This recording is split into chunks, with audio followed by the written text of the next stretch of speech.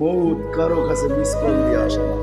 দুনিয়ার কোনো ব্যক্তিত্ব নাই, একজন ব্যক্তিত্ব ছিলেন, মৃত্যু যার কাছে পয়লা আসতে হয়েছে।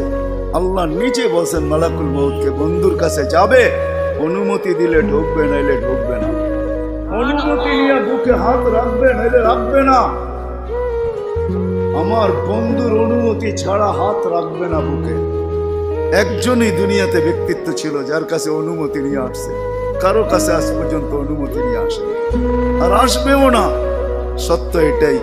এই জন্য আসেন, ওই জান্নাত, এটাই আমাদের ছোট জীবনটার উদ্দেশ্য।